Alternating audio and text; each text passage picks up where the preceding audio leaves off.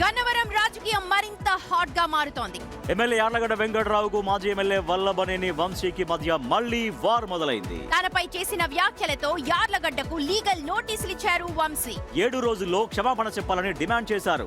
లేదంటే criminal civil దావా వేస్తానంటూ serious warning ఇస్తూ ఉన్నారు. చూడొచ్చు లీగల్ నోటీస్ ని యార్లగడ్డకు వంశీ ఇచ్చినటువంటి నోటీస్. యార్లగడ్డకి ఇప్పుడు వంశీ ఇచ్చినటువంటి నోటీస్. ఆ నోటీస్ లో వార్ అనేది మళ్ళీ మరింతగా పెరిగినట్టుగా మనకు కనిపిస్తుంది. తనపై చేసినటువంటి వ్యాఖ్యలతో యార్లగడ్డకు లీగల్ నోటీస్ ఇచ్చారు వంశీ. మనం 7 రోజులు అంటే వారం రోజుల్లో తమకు క్షమాపణ చెప్పాలని చెప్పి డిమాండ్ చేస్తున్నారు. లేకపోతే క్రిమినల్ లేదంటే సివిల్ దావా వేస్తారని చెప్పి అందులో చాలా క్లియర్ కట్ గా లీగల్ నోటీసులని ఇచ్చి ఉన్నారు. రాజకీయం యార్లగడ్డ ఎలా రియాక్ట్ అవుతారో చూడాలి. సో వల్లభనేని వంశీ ఇచ్చినటువంటి నోటీసెస్ కి ఆయన ఎప్పుడు రిప్లై ఇస్తారు, ఇస్తే ఎలాంటి రిప్లై ఇస్తారు? ఎందుకంటే ఎయిర్పోర్ట్ టెర్మినల్ కాంట్రాక్ట్ పైన వ్యాఖ్యల పైన నోటీస్ పంపించారు వంశీ. తనపై అన్ని నిరాధార ఆరోపణలు చేస్తున్నారంటూ ఆయన తీవ్రంగా ఆగ్రహం వ్యక్తం చేస్తున్నారు. సో ఎటువంటి చర్యలకైనా ముందుకెళ్తాం చట్టపరంగా అంటున్నారు.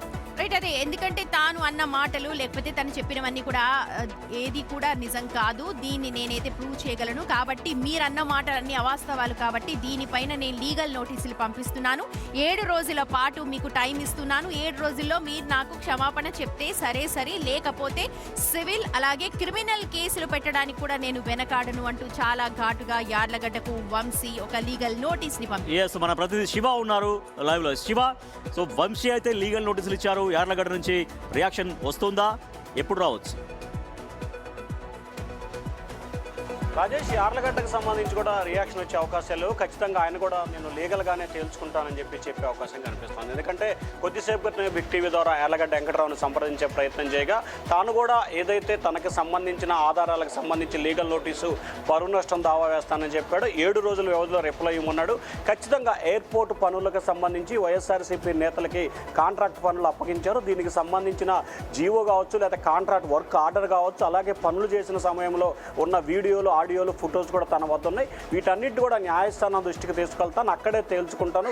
దీనిపై ప్రత్యేకంగా రిప్లై ఇవ్వటం కానీ లేకపోతే దీనిపై స్పందించాల్సిన అవసరం లేదు అని చెప్పి యార్లగడ్డ వెంకటరావు చెప్తున్నారు. ఏదైతే తాను చేసిన ఆరోపణలకి ఇప్పటికి కూడా కట్టుబడి ఉన్నాను, న్యాయస్థానంలో తేల్చుకుంటానని చెప్పి యార్లగడ్డ వెంకటరావు అయితే అన్నట్టు తెలుస్తా ఉంది. Rajesh, right, thank you Shiva.